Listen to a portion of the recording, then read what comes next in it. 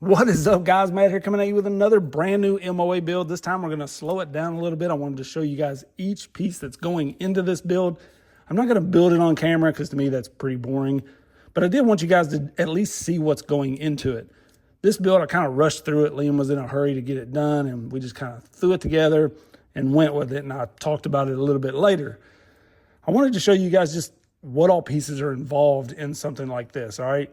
So I want to start by saying I purchased everything here except for the bird finger chassis, which we're going to talk about because this, all right, first off, this was my choice of chassis, and people are going to say, yeah, right, because you got it free, whatever. But so we hung out with Sean over at Beat the Creek, which runs Finger Crawler Company, all right? One of the coolest dudes you'll ever meet. He's from my area, so that makes it even better. We never once talked about his stuff. Really, I told him I needed to get one of his cut-to-length drive shafts. That's basically as far as we went in the conversation about his stuff. And this is not even needed for this build. But I wanted to show you guys, if you're running a carrier bearing style and you need a custom drive shaft, you can basically cut this anywhere you need it and make it work on pretty much any build. So he has those, and we did talk about that. But then besides that, we just hung out, chilled. And when I got to looking at chassis, I just really wanted to build this. It reminded me of the old rat rod style build that I did a long time ago. And I thought, that's how I want to go. So I actually messaged him about this chassis because this is built for like a transmission, a normal build. It's not really made for an MOA build. So I messaged him and was like, what do you think about building an MOA build around this? And he was like, yeah, I'm wanting to do one myself. I think it'll work pretty good. Probably have to figure out the links, which we're going to do. But he just offered to send me one. So I greatly appreciate that. I didn't ask. I rarely ever ask to get anything sent to me for free because I actually like to buy things and give my honest opinion on it. So I did get this chassis sent to me thanks to him. But look, it was my choice.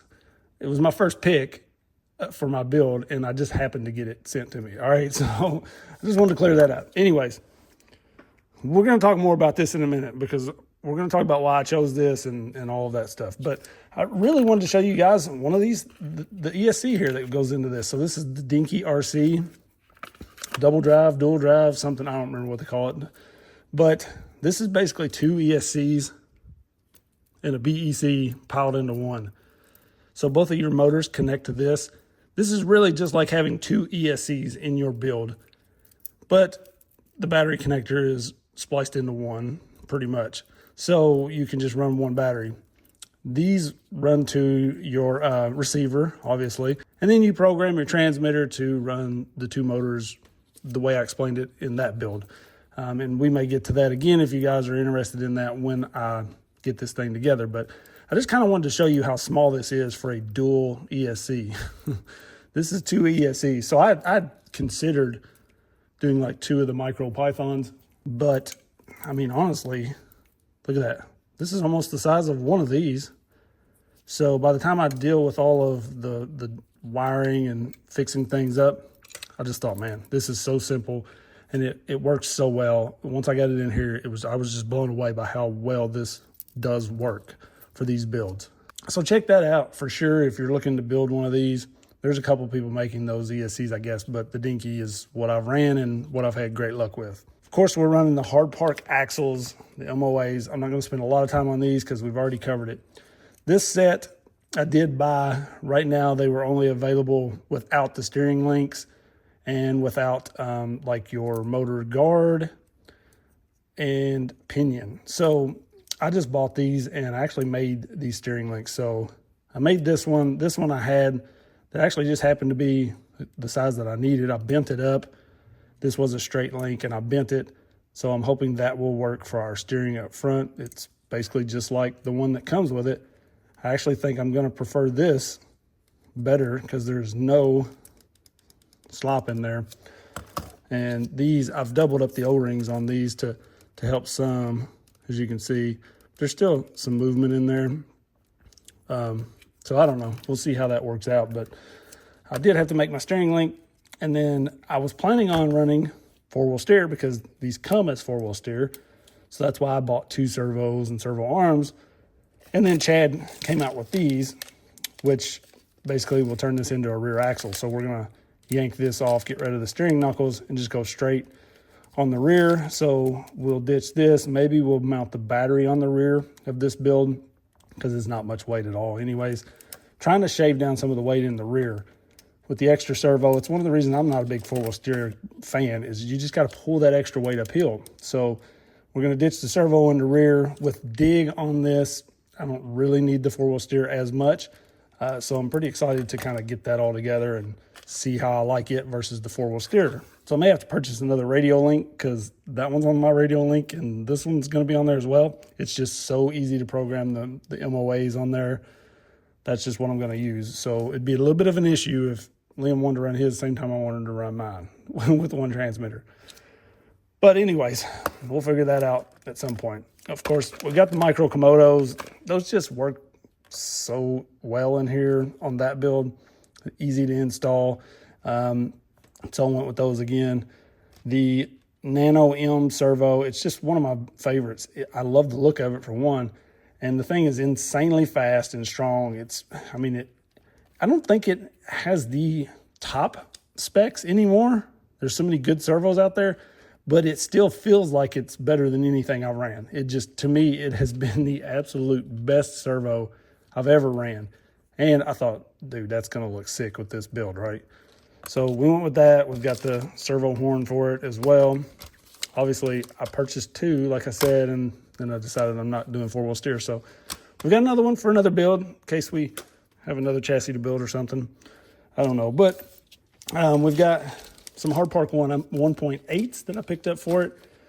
Don't know if I'm going to go that route. I kind of thinking I might go back 1.3s now, so we'll have to see. Only links that I know at this moment I'm going to run are probably these for the front, just so I can mount my front shocks to the link here. That's a little bit of an issue on this one. I didn't have these links for it at the time, so they're mounted up here, and it just doesn't seem to do real well. It seems to kind of bind a little bit. Plus, I couldn't run the BOA mount on there, so I think I'm going to definitely run these on the front. I may flip them again just so we get that motor protection, and so I don't know. We'll see. The rest of the links I'm going to have to make, so we'll get to that at some point. Shocks, I have these hard parts that were around. We're maybe going to run these. I really don't know on shocks yet. That's one of the last things I usually kind of figure out. But that kind of covers everything going into this. Besides this chassis, I wanted to talk about why, besides the look of it, I chose this. So for one, when I started looking at it, on the site, you see like it comes with all of your hardware. You may see these pins hanging out. I'm like, what the heck is that?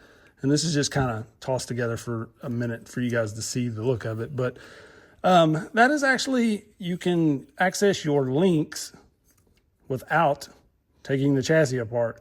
So I love that. You just pull these out, you know, and get your links in there, push it in.